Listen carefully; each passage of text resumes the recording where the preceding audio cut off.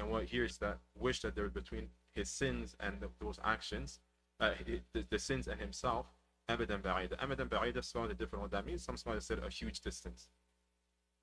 Some of them says a huge time. Likewise, Allah says, وَيَوْمَ نَضَعُ الْمَوَازِينَ الْقِسْطَ لِيَوْمِ الْقِيَامَةِ فَلَا تُظْلَمُ نَفْسٌ مِثْقَالَ ذَرَّةٍ فلا تظلم نفس مثقال سبحان الله ونضع الموازين القسط يوم القيامة فلا تظلم نفس شيئا وإن كان مثقال مثقال حبة من خردل أتينا بها وكفى بنا حاسبين. Allah said they were going to establish the scales of justice and no soul is going to be oppressed.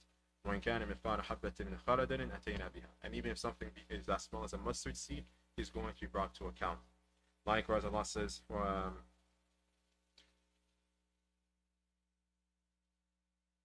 ووضع الكتاب فترى المجرمين مشفقين مما فيه ويقولون يا ويلتنا ما لهذا الكتاب لا يغادر صغيرة ولا كبيرة إلا أحصاها. Right? The day that the book of deed is going to be established or brought forth, and the mujrimun, the criminals, will say, what type of book is this that doesn't leave any small sin nor big sin except that it brings it to account. But so many verses that talk about this, right?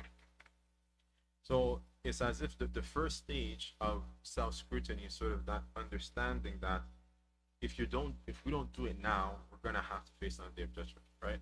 And that's the crux of the statement of Umar, right? Bring yourself to account before it is brought to account, or before you are brought to account, right? So Al-Ghazali mentions all these verses highlight the value of self-scrutiny in the hereafter, meaning that you're going to be brought to account in the hereafter, and on that day there's no going back. There's no way you can change anything. It's done. So it says, in fact, sensible people have discovered that the sole way to salvation is to examine themselves and truthfully censor them. This is what I was trying to say. Sensible people, like al-hukama wa al-aqala, they came to the conclusion and have discovered that the sole way to true salvation is to examine themselves and truthfully censor them. Investigating yourself in this world paves the way for convenient accountability in the hereafter, right? The more we self-scrutinize ourselves in this world and bring ourselves to account in this world, the easier, inshallah, will be in the hereafter. Neglecting it, self-scrutiny, results in consecutive losses and in the hereafter. So then after that, he pretty much mentions the different phases that someone should go through in trying to bring themselves to account. The first one he mentions here is agreement. And what he means by that, wallahu alam, is agreeing to actually bring yourself to account. So I won't read everything, I'll just read parts of it. He says, so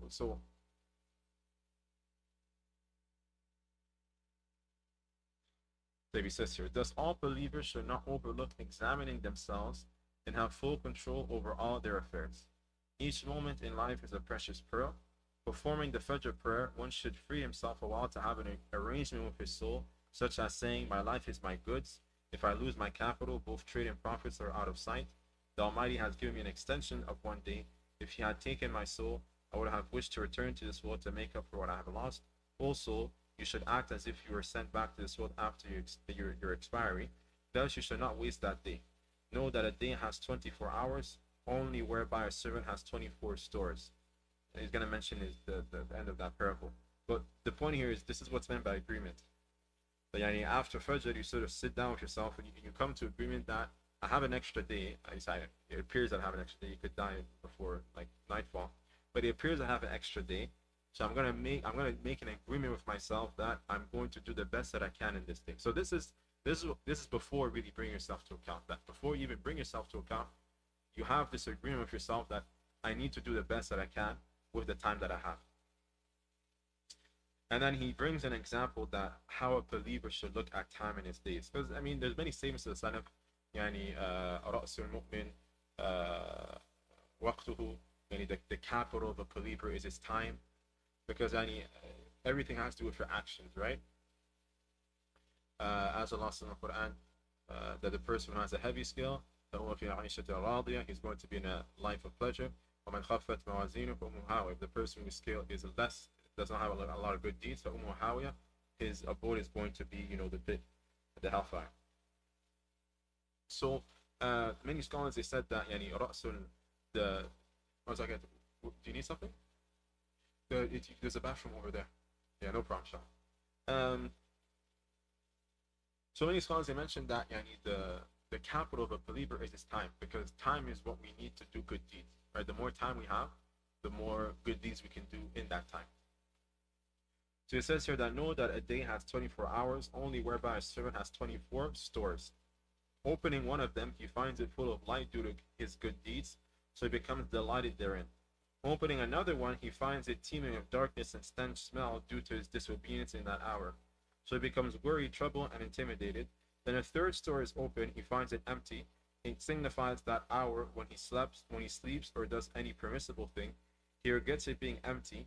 He endures the same suffering of a trader who can gain profits, but he disdains them. So pretty much what he's saying is that in that way he sees all the stores of his life. So when one should urge his soul to exert its utmost to fill these stores with obedience rather than leaving them empty or filled with wrongdoing. So pretty much what he's saying is that we have 24 hours in a day. Those are like 24 stores. And every single hour, we open one of those stores, right? And there's only three possibilities. Either in that hour, you profited, right? You did some gains. You made some profit by doing good deeds in that hour. Or you lost, right? You lost some money in that hour because you did sins. Or you didn't make profit, but you didn't lose profit in that hour. So you just wasted that hour.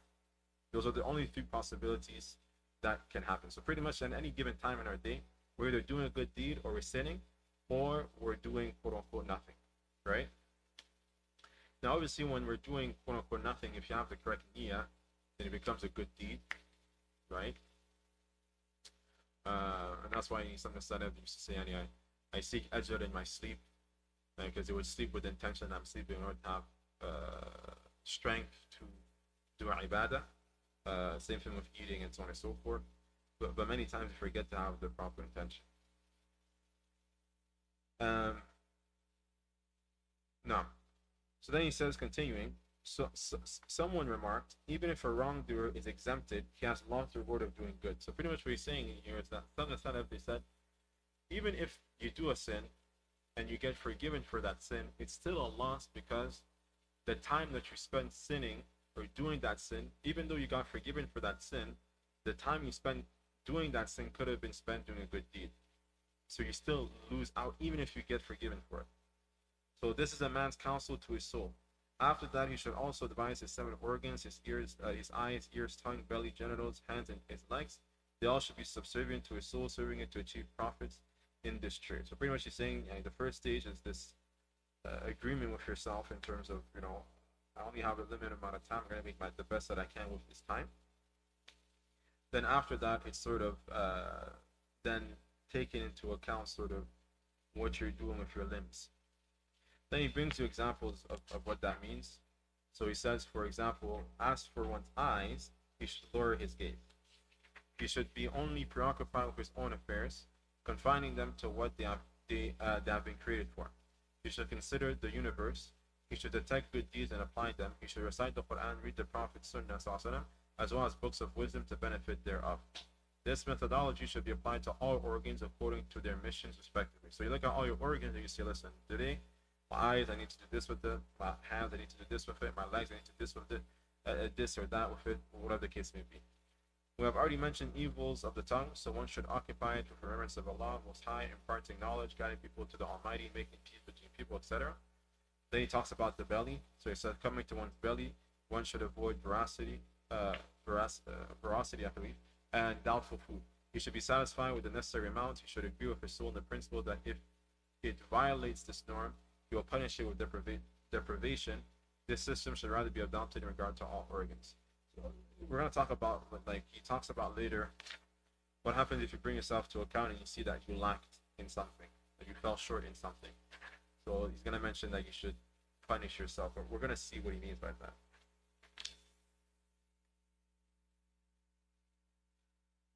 So that's the first step, if you will, this sort of mental agreement with yourself and with your limbs. The second step is actual censorship. What's meant by that is after you've done this agreement with yourself, you actually start bringing yourself to account throughout the day on, am I following through with this or not?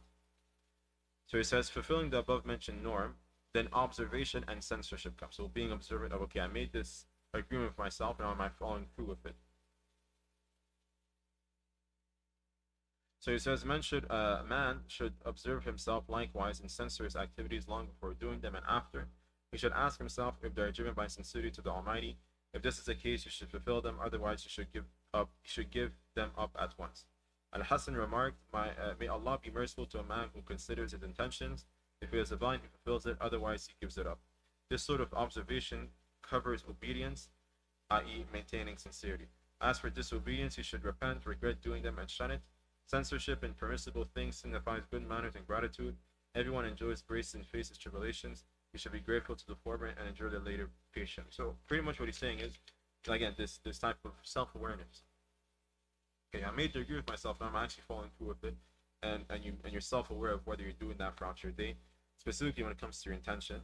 And if you look at the same as the Salaf, you find that very clearly that they used to be very aware of their intention. You'll find them sometimes leaving actions if they felt that their intention wasn't correct in doing it.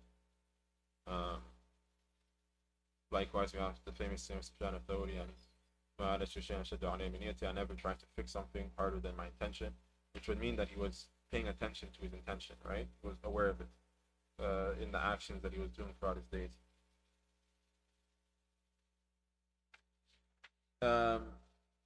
So that's why you're doing things. Then the third thing is accountability afterward. So after you've done the action, then bring yourself to account after you've done it. Now the previous one was during it. This is after, like at the end of the day or something along those lines.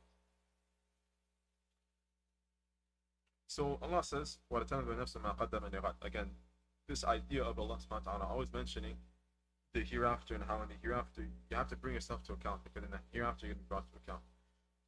So Allah says in Surah Al-Hadid, and let every single soul look at what it's prepared for tomorrow. And Allah called the hereafter ghadan, tomorrow, because your death might be tomorrow, right? And as the Prophet said, when one of you dies, your judgment starts, your qiyamah starts. So every single one of, so the scholars say that there's two types of qiyamah. There's qiyamah al-sughra and qiyamah al-kubra. There's a minor qiyamah, bringing to account, if you will, or qiyamah, standing and accounting. And then there's the major one, qiyamah al-kubra. Qiyamah al-sughra starts whenever we die. Whenever we die, our specific accounting starts. Because then the angels come to ask us the three questions, and then we're in our grave, and it's either a punishment or a pleasure, right? And then there's the major qiyamah, which is actually the day of judgment. The trumpet is blown, we come out of our graves, and that's the kubra. So Allah is saying, let every single soul look at what is prepared for tomorrow, i.e. the day of judgment, because it might be tomorrow. So here he says, Azali says, this Quranic verse refers to considering one's acts after they are done. Therefore, Umar ibn Khattab said, hold yourselves responsible for your deeds before you're accounted for them. Al-Hasan said, a believer is the superintendent of himself, holding responsibility, right? In fact, believers are tied fast by the Quran, securing their lives. Like a captive, the believer seeks to set himself free from this world. He never entrusts anything. He returns to the Almighty. He knows that he is accountable for what he hears, sees, and speaks, as well as all his deeds. So I'm just understanding this concept of we're all responsible for our actions. Right? I mean, the first step to accountability is that sense of responsibility. So it says here, Tawba ibn al-Suma used to check his deeds. And a side note of this, Ibn Daqiq al-Aid. Ibn Daqiq al-Aid is the one who wrote the Ahkam al-Ahkam. Sharh Umdat al-Ahkam. He wrote one of the greatest explanations of Umdat al-Ahkam, which is a similar book to Bulugh al-Maram, but a lesser known book. Bulugh al-Maram has a bit more, it's about like 100 and so more hadiths than Umdat al-Ahkam. So you can memorize either Bulugh al-Maram or Umdat al-Ahkam, either or. But anyways, he wrote Ahkam al-Ahkam, Sharh Umdat al-Ahkam, Ibn Daqiq al-Aid. Very, very interesting individual. He was a contemporary to Shaykh Islam Taymiyyah. They met once I don't know if it was once, but they met at the very least. And this is a side note. And Ibn Latif al-Aid was asked, like, what are your thoughts of Shaykh Islam Taymiyyah? He said his knowledge is like the dome of an Aqsa, right? The golden dome. He said his knowledge is like that. ولكنه يحب الكلام, but he's someone who likes to talk. That's what he said. He's someone who likes to talk. In the sense that Shaykh Islam Taymiyyah was someone who was very much expressive of his opinions and so on and so forth, right? And that's why you have so many works of him. You have, if you just read his biography, you see he was very much outspoken, speaking to the rulers, speaking to even non-Muslim rulers, sending letters to them. A very active individual. So anyway, that's a side note. But Ibn al-Aid, he used to count his what he said. He used to pretty much look at everything he said from Jum'ah to Jum'ah. Meaning that when Jum'ah would come, he would look at all the days before to the last Jum'ah and say, what did I say? On this day I said this, on this day I said that, on this day I said. And he'd bring himself to account on every single thing he said. Likewise, narrated that sometimes if he would give a fatwa, then afterwards he would realize that he doesn't think it's the correct fatwa. He would tell the mu'adhin to go in the adhan tower, I forgot what it's called, and he would tell the man to shout out, Ibn al-Aid was wrong in this fatwa, kada kada kada. So he was known to be someone who had a lot of wara'. So I'm telling this because like he literally would sit down and he would literally like bring it, like, what did I say? He would bring himself to account on everything he said from Jum'ah to Jum'ah. It's not a joke, like these people literally used to do this. Allah Musta'an. So Tawbah Ibn al-Summa used to check his deeds. One day he found out that he was 60 years old. He counted their days, which is about 21,500 days. So he cried, "Oh, to me the angels have recorded 21,500 sins. Each day has 10,000 sins." Then he died at once. This is Athar Yani. Allah Alam. Then his attendants heard someone saying he has jumped into paradise.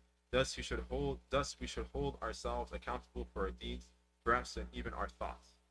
If anyone were to throw a stone for each sin, he would fill a vast house. They are all recorded. The Almighty says, أحصاه الله ونسوه. He brought it to account while they have forgotten it. So, they used to actually bring themselves to account in a very real way.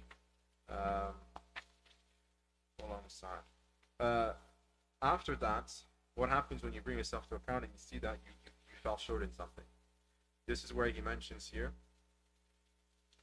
punishment. Right? So he says here, seeing that he has slackened or committed a sin, the believer should not overlook this, otherwise he will find sin inconvenient for him and become unable to control himself. He should rather, quote unquote, punish himself.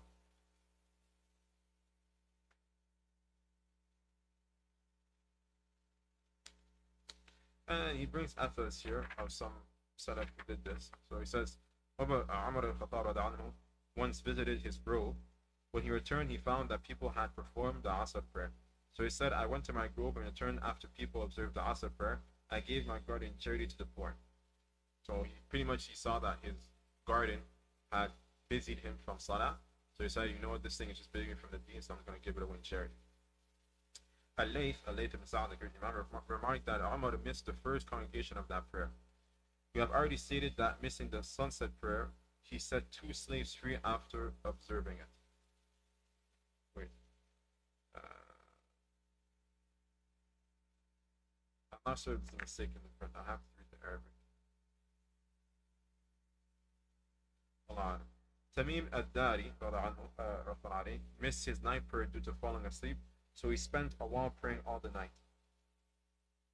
Hassan ibn Sinan passed by a room and wondered, when was this room built? Then he reprimanded himself, saying, you ask about what is not of your concern. Then he punished himself by fasting a whole year. So some of this is not correct. The last one, it's a bit extreme, right? As Sufyan ibn Uyayna mentions that إن رسول الله صلى الله عليه وسلم هو المعيان الأكبر وعليه تعرض الأشياء. Sufyan ibn Uyayna mentions that the Prophet ﷺ is the criterion, and upon him everything is reflected upon. Meaning that any statement of the Salaf or any action of the Salaf, they're always reflected based upon the Sunnah. Like, is this part of the Sunnah? Is something that the Sunnah recommends you to do or not? Because you'll find many times that the Salaf would do things that were a bit extreme. Right? It's there that some of them would fast until their tongue would become green. Some of them would pray all day to an extreme, to the point that they would hurt themselves. And things of that nature. So obviously, this is not part of, like, it's not recommended to do because it goes against the Sunnah, right? So just because there's the statement that a Salaf said this or a Salaf that did this doesn't necessarily mean it's a good thing, right? They were human beings. Sometimes they were correct. Sometimes they were not correct. But the main point is the idea, right? And there's ways you can do this easily. One way is with money. Some of the Salaf, they said, تركت الغيبة محبة للمال. Some of them they said, I left backbiting out of my love for money. Because they would say, if anytime I'm backbite, I'm going to give sadaqah. So they gave so much sadaqah, so I can't keep doing this, So they stopped doing backbiting. So that's an easy way to do it. If you usually pray Qiyam al-Layl or something like that, or you fall into a sin, right afterwards, just do a good deed. And money is good because the natural, we love money, right? So it's naturally something that we don't like giving. Allah says, if He was to ask us to give all of our money, we become stingy, and Allah would expose our stinginess that's inside of ourselves. But Allah knows this reality that naturally we're stingy, so He doesn't never ask us to give us all of our wealth, because He knows He wouldn't be able to do it. So naturally we love money. And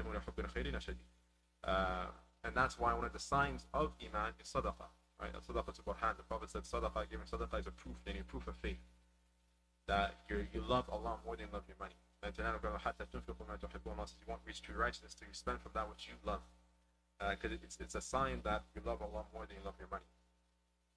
So money is a good way. After you do a sin, you give sadaqah. It could be $5, it doesn't have to be $1,000. It's $5, $10. Or in a general sense, like I remember Abdulhayy al-Badr, he mentioned the story that he knew an individual that would always attend Salat al-Fajr in the Jama'ah, but one day he missed it. So when he missed it, he was so disturbed by that he stayed in the Masjid till Dhuhr to sort of make up for it. So finding ways to sort of reprimand yourself, but in doing a good deed. Like, you don't have to start doing some of these things that I mentioned here. And I just did this to show you like how it can be extreme. I mean, this is not, never mind. It's a story from the dreams, so it doesn't really matter. But anyways, I think the point's clear. There's small ways that you can do this, and there's small easy ways that you can do this. This is pretty much what he's saying after here. In the next section is pretty much a continuation of the previous section, which is seeing that he lags behind as to doing virtuous deeds, he should overload himself with more activities. Umar ibn Khattab once missed a congregational prayer, so he spent that night praying.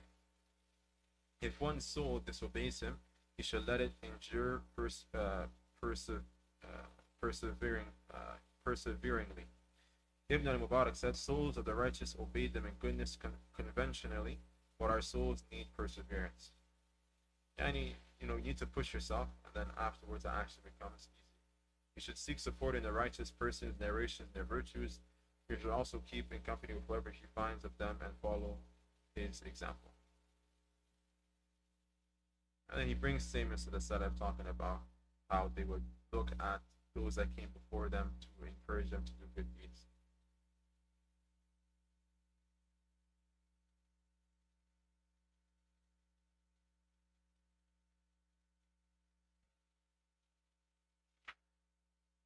Then the last thing he mentions here is the last stage, if you will, is reprimand, which, to be honest with you, I find it's sort of the same thing as punishment. But I'll read it. It's just really a continuation of that topic of sort of after you've brought yourself to account and seen that you failed? What do you do pretty much? So Abu Bakr anhu, he said, who despises his soul for Allah's sake, he will save him from his wrath. Anas anhu said that he heard Umar al-Khattab anhu when he entered a garden saying, unless you fear Allah, he will torture you. Ibn al-Khattab, any famous narration of Umar al-Khattab, he entered into a garden and he pretty much was speaking to his own self, saying like, you have to fear Allah or else you're going to go to the hellfire. And there are a few narrations of Umar speaking to himself like this. Something to note is that one of the issues with Ihya Ulumuddin is that it has a lot of narrations that are weak. And Imam Ghazali himself said that I'm weak in the science of hadith.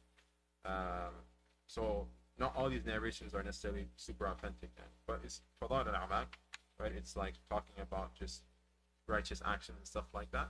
So as Imam Ahmed said, inshallah, it's okay. They're just a note, guy. He continues saying, you should know that your own soul is your ruthless enemy. As Ibn Ajuri was a tabi'i. He wrote Kitab al-Sharia, which is a very good book in the Aqidah. He also wrote a book about Hamalat al-Quran, the people who Akhlaq Hamalat al-Quran, the mannerism of the person who carries the book. And he also wrote a book that even was rectifying the soul. And he mentions in that book, An-Nafsu Harun. The soul is like a wild animal. It's like a wild horse. You have to tame it. So he says here, you should know that your own soul is your ruthless enemy. It urges man to do wrong in the nafs al-amaratu bisu'in bi rabbi. You are commanded to reprove it, leading it with chains of submission to the Almighty's obedience. If neglected, it becomes wild and intractable. Right? نفسك كالطفل إن تتركه شب على حب رضاعة وإن تفطمه ينفضل. As the poet said, the soul is like a baby. If you don't wean it, it's going to keep drinking milk. But if you force it to wean, it's going to stop. You'll never be able to hold control over it again, and if you don't do it at the beginning. If you keep reprimanding it, it's more likely to be reformed. So you should never overlook reprimanding it. One way of achieving this is to express this ignorance, saying, "O soul, how ignorant you are! You pretend intelligence and acumen, but you are totally stupid and foolish. Do you not know that you'll either enter paradise or hellfire? How then can you be indifferent? You may be snatched any day. Do you not know that things change very soon and death is very close? It has no time, nor has it a specific age. It may be in each breath you inhale or exhale. Even if not, you may die suddenly in your deathbed. Thus, why you're not prepared for it?" This self-speech here. Also, your boldness to commit sin, presuming that the Almighty does not see you, signifies your unfaithfulness. If you know that He sees you, you're extremely foolish. If you are prevented from obedience by desires, then you should earn for the eternal pure ones. This is an interesting point that he mentions here. And if you are prevented from obedience by desires, you should yearn for the eternal pure ones. Right? And Imam Ghazali mentions this, that one of the benefits behind shahwa is number one, like shahwa in the sense of like marriage, shahwa. He mentions this in his book on in his Kitab al-Nikah that there's really two benefits to the shahwa of marriage and things like that. The first one is ibqa nasl, to just continue humanity, right? If we didn't have desires for the other sex, there wouldn't be any children, and then humanity would stop. And then the second one is to seek that pleasure that you get when you taste a bit of it in this dunya. It should make you want it, the eternal version of it in the hereafter, right?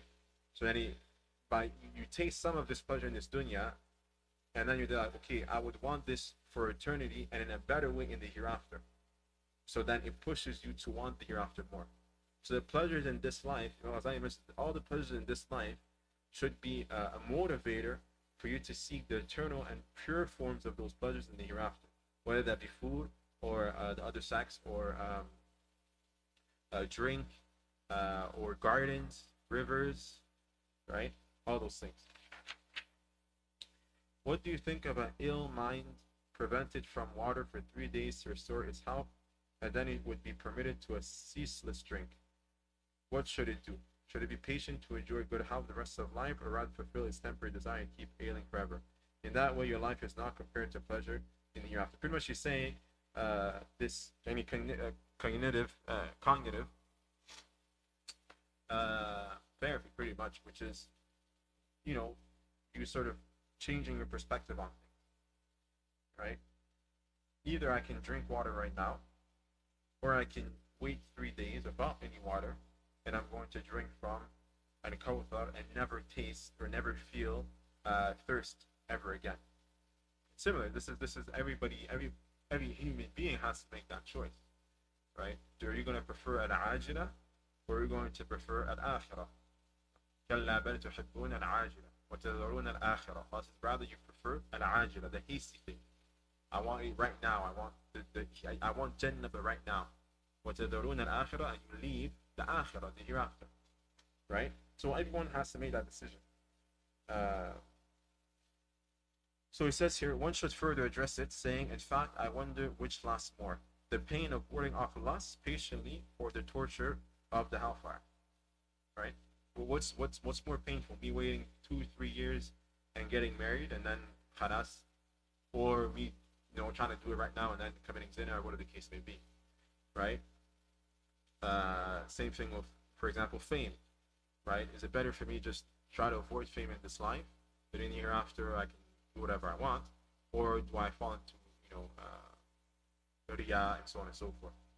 So again, this is literally like cognitive therapy, which is just you're just stopping and just having these self dialogues and changing your perspective on things. So is the pain of warding off lust patiently worse, or the torture of the hellfire? Failing to endure pain in this life, how can you bear the torture in the hereafter? Like if you can't even bear the fire of this life, then how can we even imagine to bear the fire of the hereafter? Right now, the Prophet said that this fire that we have in this life is only one of the 70 parts of the fire of the hereafter. Right? Also, we made fire a reminder, and a provision for the traveler. The traveler, Imam Sa'd said, it's every one of us. Every one of us is traveling to the hereafter. So when we see fire in this life, one of the purposes behind fire is not only for it to be a provision for us to cook things with, but likewise a reminder that when you see the fire, it should remind you of the fire of the hereafter and how it's even worse. So that's sort of what he's trying to say here. So failing to endure pain in this life, how can you bear torture in the hereafter? Are you busy longing for influence? Will you not lose it when you become 60 years old? Will you then renounce this will due to its disgrace? Do you substitute your nearness to the Almighty for keeping company with the fool? You have lost a lot. So again, it's the self-dialogue to yourself, right? Okay, if I get famous, when I get old, everybody's gonna forget about me, right? Is it actually worth it? Is it worth it to give up my dunya, to give up my akhirah for this? And it's very true. Like, I mean, all these great celebrities, like they were equivalent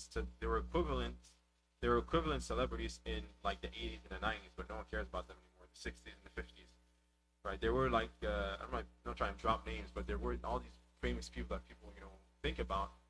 They were the equivalent. There were equivalent people to them in the 50s and the 60s, but everybody just forgot about them because they got old. The whole story, and someone's new, right? And then you substitute your nearness to the Almighty for keeping a company of fool, right? Only a little. You should employ these short days for happiness on the long ones in the hereafter. Prepare your answers for the test. Try to leave this world like free men rather than those expelled therefrom. Having day and night, one perishes even if he never moved. Be mindful of this admonition. If ineffective, you should lament your state, shed tears, since it's a sign of mercy. So, this is Ghazali and what he had to say, and he lived by this. Very interesting individual. I'm not sure if I told you guys this before, but Ghazali had a very interesting life.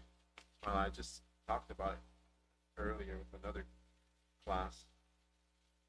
I'll mention it again just so you understand someone who actually lived by what he was saying here. Briefly speaking, Imam Ghazali was born in Khorasan, which is present-day Persia. So he wasn't an Arab. Like most scholars of Islam were not Arabs. Muslim, Tirmidhi, Isa'i, Bukhari, all of them were non-Muslims. If I'm not mistaken, the only one that was all of them were not Arabs. If I'm not mistaken, the only one of them that was Arab, don't quote me on this, is Abu Dawud. All the other ones, I don't think they're Arabs. I think if I remember, they were all like non-Arabs, like Persians and stuff like that. So, anyways, Ghazali was born in Khurasan, present day like Persia. And he sought knowledge there. He was an orphan, and his father sort of gave, when he was dying, he sort of told his friend, who was a righteous man, to take care of them with the money that he had left. So that righteous man tried to take care of them as much as he can, him and his brothers, Imam Ghazali. But sooner or later, he ran out of money. So pretty much he told Imam Ghazali that he should pretty much just go to what would present day be called a boarding school. But back in those days, people knew the importance of knowledge, so they used to have boarding schools pretty much for students of knowledge. And in that boarding, they'd have a bed, they'd have food, and it'd all be free, like scholarships, so that they could have students of knowledge. So Imam Ghazali went there for that. So he's one of the people. There are many people that said this statement, but he's one of the people that said, "We sought knowledge for other than Allah, but then that knowledge forced us to make it for Allah." Because originally he just went to that school just to get food, because he didn't have money.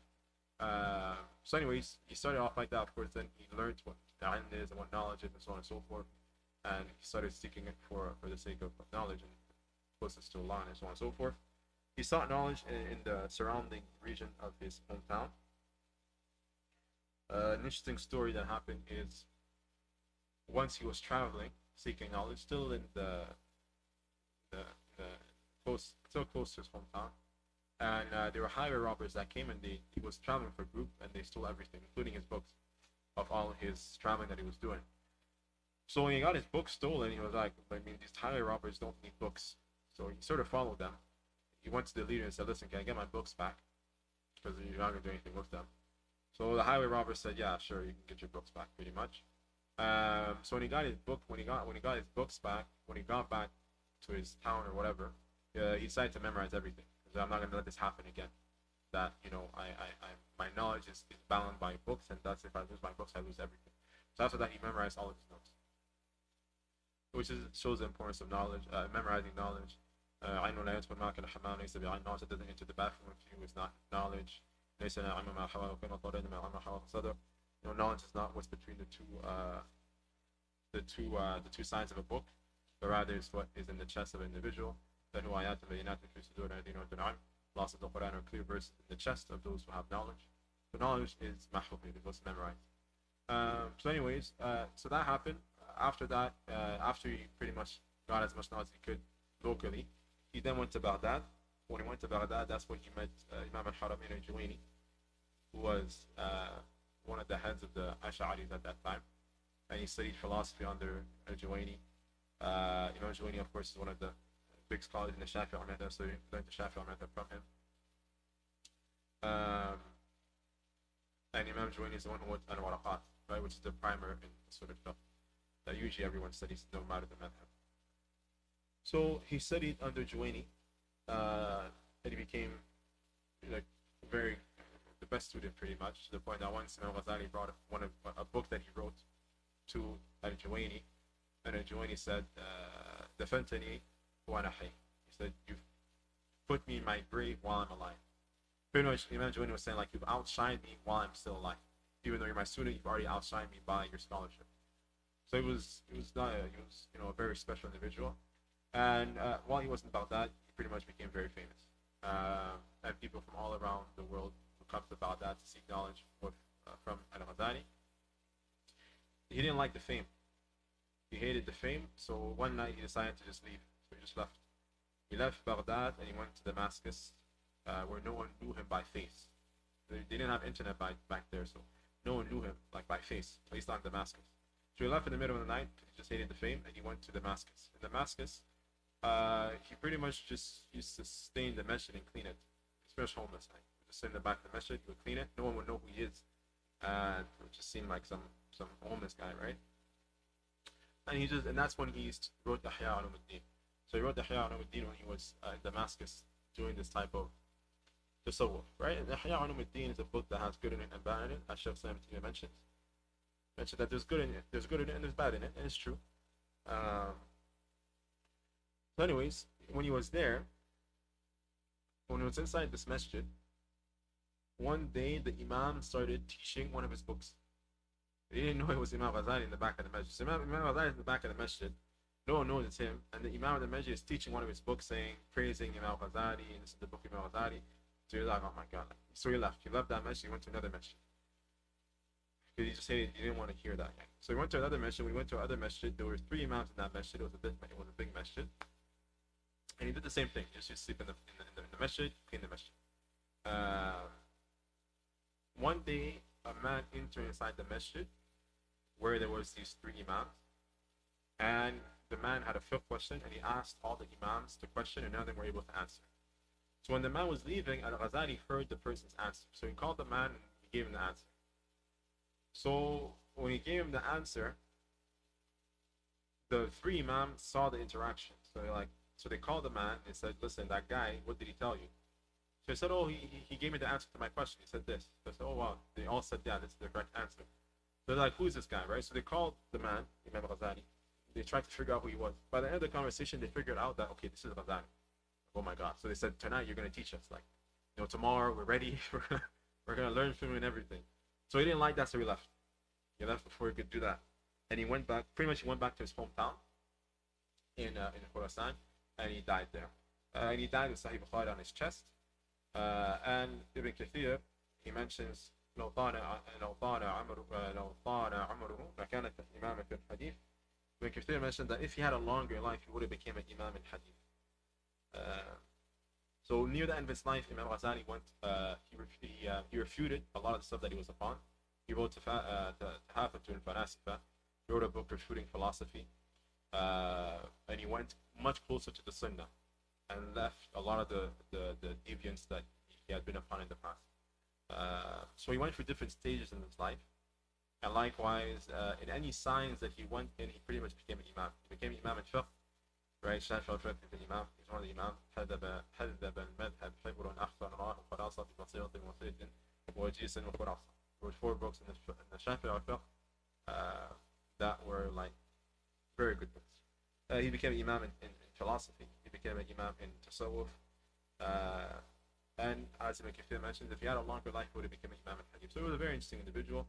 And the main point in bringing this is he did this, and he tried to stay away from fame. He tried to bring himself to account. And Allah have mercy on the Imam and forgive his mistakes and shortcomings. We always have to be fair. Al-Insaf Aziz. Imam al-Dhahabi wrote Sirah al-A'lam al-Nubala, he says, Al-Insaf Aziz, being just is mighty. Like when you speak, like obviously Imam al-Dhahabi wrote his book, and in his book he's talking about people. Like this person was this person was that. But he tried his best to be just. And not everybody who wrote biographies like Imam Dhahabi were just. Some of them would be biased, and they would talk negatively of scholars just because they're from another aqidah or so on and so forth, right? So, no. Okay.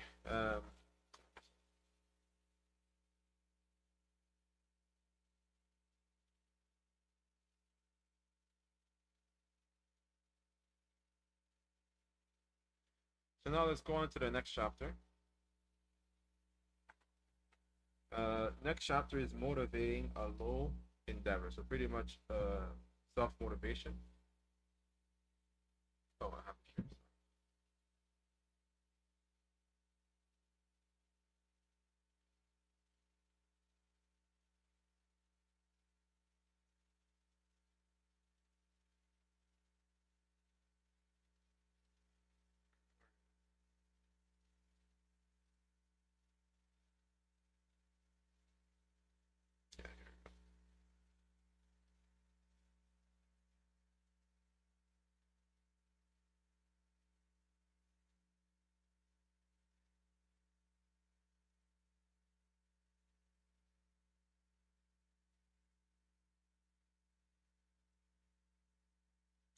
here. So Ibn Jawzi is going to mention a few things on how to motivate yourself. Um, but pretty much a summary of it is number one, مقاطعة أهل الدناءة. So cutting off people that don't have high aspirations, right? So being around people that have high aspirations. مواصلة أرباب الهمم العالية, then being around people that have high aspirations, right? Then التفكر بالعواقب. So then thinking about the end consequence of not having high aspirations. And you mentioned pretty much 2 points under this. Number one is إنما صحب دناءة الهمة تعجل الراحة, is that the only reason why someone would want to be around people that have low motivation is out of hastiness in trying to find relaxation.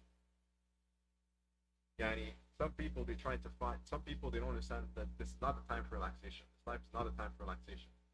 So if you're around people that have low motivation and just want to sit around all day, it's usually because they're people that, again, they don't understand that that we can't achieve the true complete relaxation that you have to really relaxing in this life. The second point that's sort of under this heading is ما يرخونه من الحسرات على فوت الفضائل والسقوط من أعين الناس أعظم من كل كرب وشدة.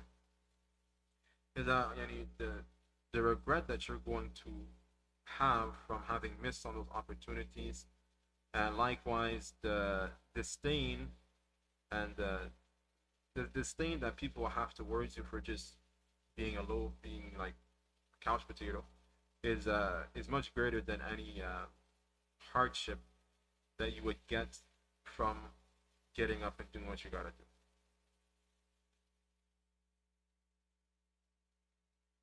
And then the last point he mentioned is التفكر في عواقب أولى الجد والاجتهاد,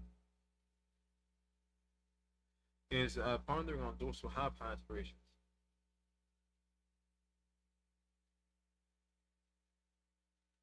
So he mentioned really 3 different points under here.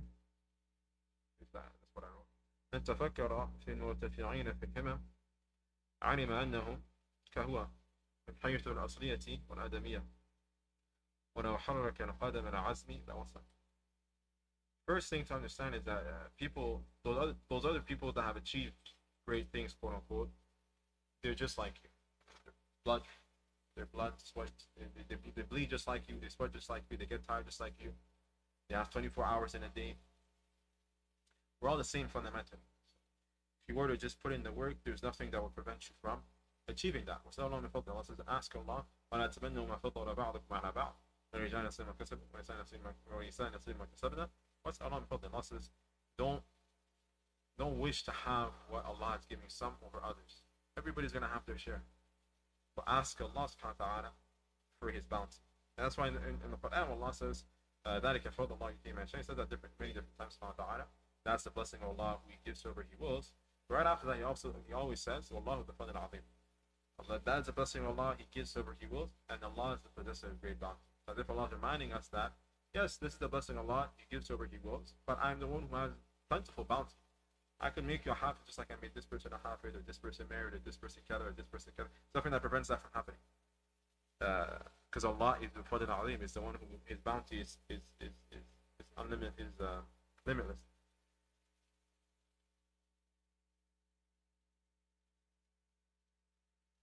He says, ما ينال أرباب التعب من الراحة بتعظيم الخلق لهم وارتفاع قدرهم في الدنيا قبل الآخرة ينسى مرارة كل نصب. This is an interesting point. If we have to be careful with it. But he says, what people that have done a lot of good things will achieve in this worldly life from people giving them respect is going to make them forget any hardship that they have to go through to achieve that. The type of respect that you're going to get and the status you're going to get from, putting in the work and doing what you have to do will make you forget any type of hardship that you had to do in order to achieve it. Again, I would be careful with this because we shouldn't be doing things to have people's praise and things like that. So Allah alam. Third point is التعب ينقضي وتبقى الراحة وراحة تذهب وتبقى الحسرة. Nice statement. He says that the pain and the tiredness that you're going to get from doing what you gotta do will go away. And the thing that's going to remain is the relaxation that comes after it, after you've finished your work and you've done what you have to do. On the other hand, the laziness that you got, or the relaxation that you got out of laziness is going to leave. And the only thing that's going to remain after that is the regret of having wasted your time, pretty much. So if someone was to just ponder on these things that we mentioned, they would ideally be able to motivate themselves. All of this is cognitive therapy, cognitive behavioral therapy, which is pretty much reframing the way you think. So it's a known psychology trick that is used nowadays in therapy. All the scholars in Islam have talked about it a long time ago. And there's another important point, which is, again, if you read history and you read actually Islamic scholars' works and stuff like that, you're gonna see that a lot of these things scholars have talked about. So Abu Bakr Zayd al-Bakhri was a 9th century scholar. He wrote a book on psychology, pretty much, on nafs. And in that book, he talks about depression, and he actually classifies depression. He talks about like chemical depression, which is the type of depression where you need to actually get medication. Is the biological or chemical disturbance in your brain, or the case may be. And he talks about other types of depression that can happen. Likewise, he's the first one to have differentiated between neurotic and psychotic diseases of the mind. So my main point is that this idea that, you know, Muslims, they just, jinns, and, you have a jinn. And, no, if you read Islamic works from old, you're going to see that they didn't look at mental diseases like that. In fact, we're the first ones to actually talk about mental health and diagnose a lot of different symptoms of different things like schizophrenia and depression, and talk about ways to solve anxiety. And Abu Bakr Zayd al-Bakhri mentions different cures for depression and anxiety, and a lot of it is what's presently called cognitive behavioral therapy. Anyways, this was off topic, but yeah. So what we'll do now is I'll briefly read what Ibn Jawzi says here, and then we'll probably end there. So he says, motivating a low endeavor. So he says, if the defected endeavor is an established habit of the self, then no cure will have any effect on it. So pretty much he's saying there's some people that just lazy, and there's not much. I mean, there's not much that can be done. There's some people that just. However, if it is acquired as a result of accompanying those with low endeavor, or because of the pure predominance of the nature or desires, then its cure is attainable through many ways. Some of them, including boycotting the people of low endeavor, we talked about that. Disdaining them, accompanying those of high endeavor, we talked about that. Then reflecting on the consequences, right? The destiny of those possessing low endeavor, we talked about that. The destiny of those who are serious and hardworking. As Abdul Samad said, Amanu, who was known for his hard work, died while people were still saying to him, die today so that you may live forever. And this statement awakened me. I don't know what's meant by that. I have to read Arabic. Whoever thinks deeply about people of high endeavor will know that they are no different from him when it comes to what they are created from, them being human beings. However, the love of idleness, leisure, has changed. So they have walked away while he stood still. If he had moved a foot of determination, he would have reached what they reached. A poet said, if you like the characteristics of a person, then imitate him, for you will be what you have liked. For there is no barrier before generosity and good morals if you come to them.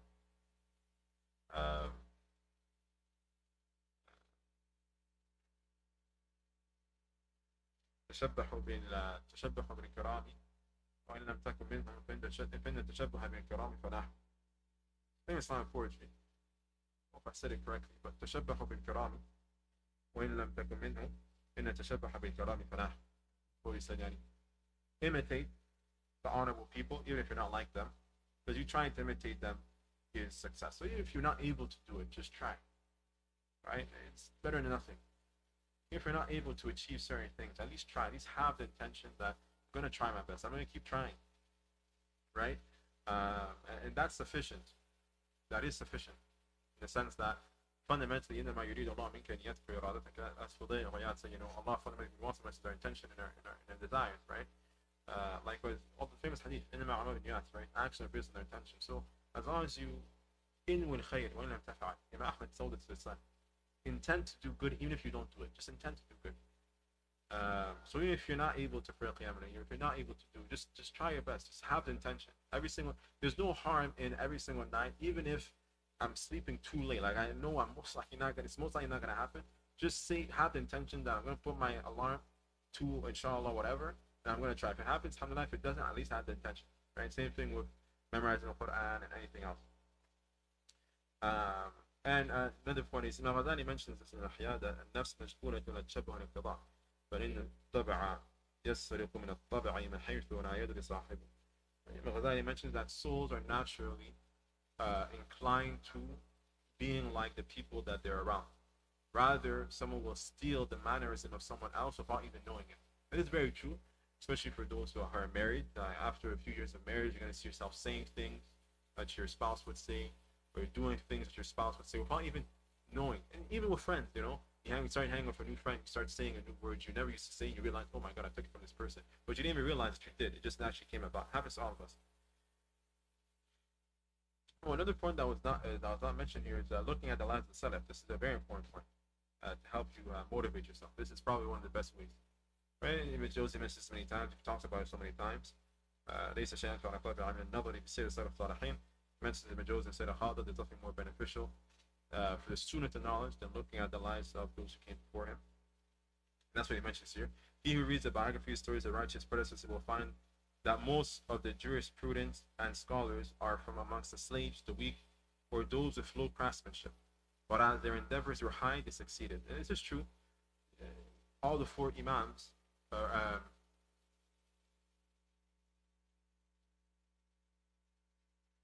at least most of them, I think there's one that was not, but most of them were orphans. Abu Hanifa was an orphan, Imam Shafi'i was an orphan, Imam Malik was an orphan, Imam Ahmed, I'm not sure. No, someone could maybe double check that. What? Yeah, were they all orphans? Yeah, that would make him an orphan, because an orphan is anybody whose father has died before the age of puberty, not his mother. In Islam, an orphan is only if your father has died, not the mother, and before the age of puberty. If it's after the age of puberty, it's not. So I believe they're all four. All of them were orphans. All four of them, I believe, but I may be mistaken. The Prophet himself was an orphan. Nafi' Mawla Ibn Umar. Nafi' was the free slave of Ibn Umar, right? Ata Ibn Rabah was a freed black slave that actually had like a disability. Mu'adh ibn Jabal had a disability in his leg. He was what's the word for it? He had a disability in his leg, like he didn't walk properly. So many of the Sahabas were like this. Likewise, the scholars of Islam in general. And we know that Nafi' is the greatest, the strongest chain of hadith according to some scholars, such as the golden chain, is a chain of Malik from Nafi' from Ibn Umar from the Prophet. This is the most authentic chain of narration, according to a lot of scholars. And Nafi' was a free slave of Ibn Umar. So a lot of the knowledge of Ibn Umar came to Imam Malik through Nafi', who was his free slave, who became a great scholar. And it's narrated that in Nafi', when he used to teach, he would have pretty much no one would attend his gatherings except for Imam Malik. Imam Malik became Imam Malik. So it's a side benefit. Okay, if people with low endeavor contemplate the consequences of their low endeavor, they would understand that their idleness is their enemy. However, they have favored low endeavor, hastening relaxation and leisure. Again, you have to make that decision. Am I going to relax in this world or in the hereafter? Further, the regret for losing virtue, people's disrespect, humiliation is indeed greater than every distress and adversity. In contrast, the people of high endeavor receive comfort through others dignifying them, and the elevation of their status in this world as well as in the hereafter, which removes the bitterness of the hardship endured. It is as though he would endure hardship. It is as though he would endure hardship, never relax, and he who relaxed never endured. Okay, it's as if he who endured hardship never relaxed, and he who relaxed never endured hardship. There's a reported that Anas ibn Malik narrated the Prophet said, one of the inhabitants of the hellfire who had the utmost pleasures in this world will be brought forth from the resurrection and will be dipped into the hellfire. Then he'll be asked, O son of Adam, have you ever seen anything good? Have you ever enjoyed any pleasure? He'll say, no, by God, O Lord. Then one of the inhabitants of paradise, who had the most miserable life in this world, will be brought forth and will be dipped into paradise, and he will be asked, O son of Adam, have you seen any misery?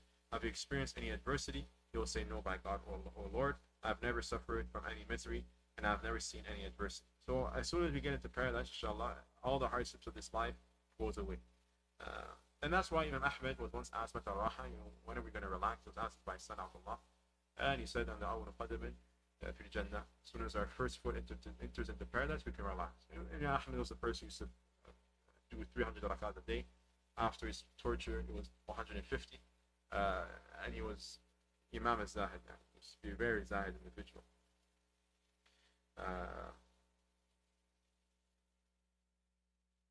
It's narrated that he refused to pray behind his son when he accepted a gift from the ruler. He said, no, you shouldn't do that. The meaning of this hadith is that exhaustion and the bearing of hardship will end. Only comfort will remain. This is an important point with what's going on in Gaza. After the sign, Allah they're not gonna every hardship they're going through right now is going to be immediately forgotten as soon as they enter paradise. On the other hand, comfort and ease will end, and only remorsefulness will remain. For life is just a season that will end. The loss is blocked, yielding is urgent, and some of this is enough to disturb the lazy person or the sluggard. So it's a very nice chapter in my opinion. Next chapter is self-discipline. Then after that is disciplining children. Actually talks about this. Then he actually talks about disciplining and handling wives, family and slaves, and then how to deal with people. Then he ends with a chapter called flawlessness of character, which is pretty much just a general summarization of sort of everything.